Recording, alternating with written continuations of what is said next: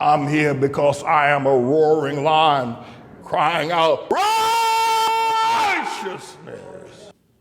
Cassidy Hutchinson, the 26-year-old close aide to White House Chief of Staff Mark Meadows, said that she overheard her chief, Mark Meadows, speaking to Tribulation Trump while he was in the dining room on the 6th of January, right about 2 o'clock in the afternoon, where the rioters and those that were assaulting the Temple of Democracy were saying, "Hang Mike Pence, hang Mike Pence, hang Mike Pence." And troubled by this, Mark Meadows was in the dining room at the area and in the region rather, and Mark Meadows came back and told her, while that was being broadcast globally on that day across the news networks across the world, "Hang Mike Pence, hang Mike Pence," that Mark Meadows, who's the White House Chief of Staff, told his chief aide and assistant Cassidy Hutchinson that the president was not going to do anything about that he felt that Mike Pence was wrong and that the people were right in their statements, and he was not going to do anything about it. Moreover, it's been nearly 2 years now, or a year and a half, since those phrases went across the news networks in languages some of us have never even heard about, that here in America, the citizens of America were crying out, "Hang Mike Pence," over a year and a half ago, and a year and a half has passed of water under the bridge.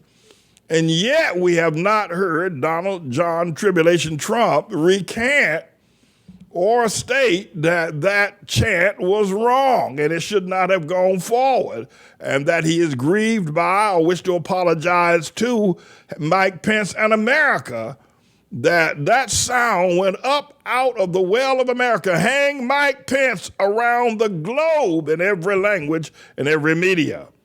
And Donald John Tribulation Trump has not in any way cleared that up as something that he did not want to happen.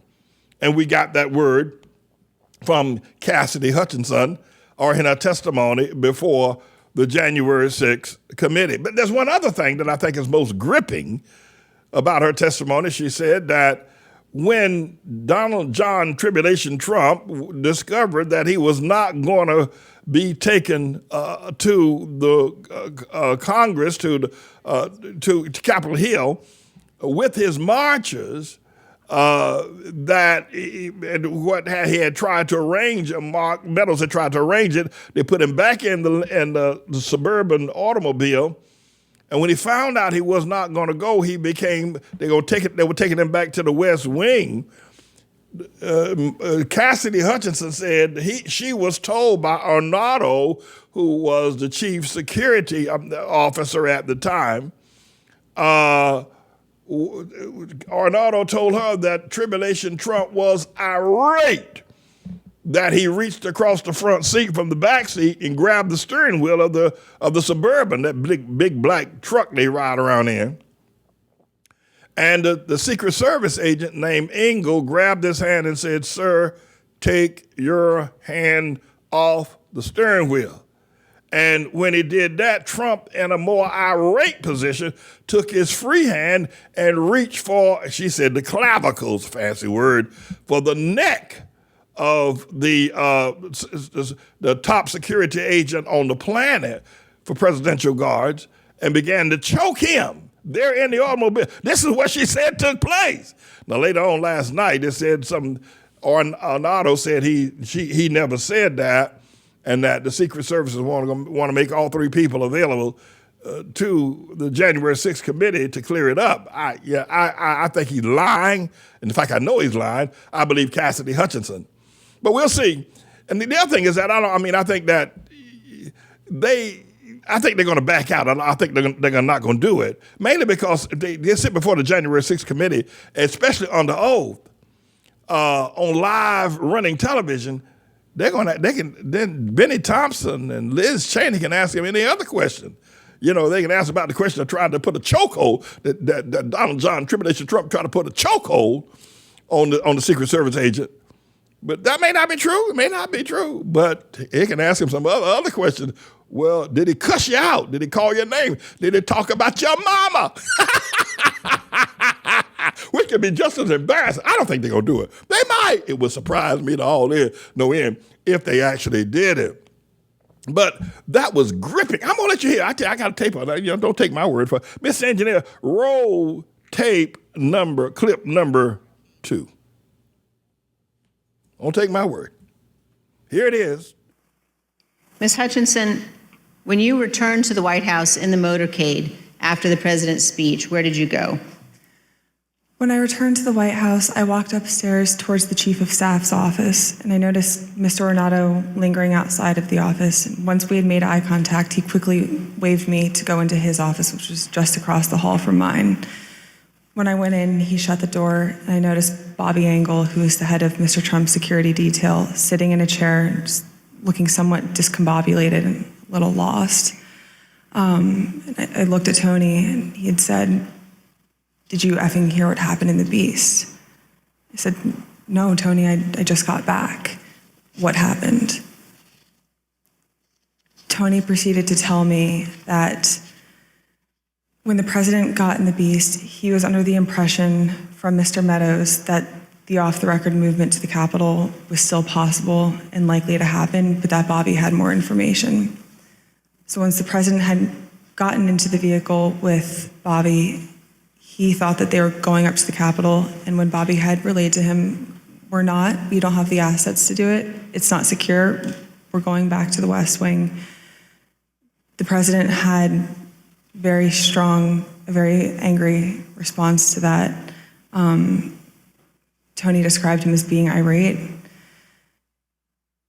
The president said something to the effect of, "I'm the effing president, take me up to the Capitol now." To which Bobby responded, "Sir, we have to go back to the West Wing."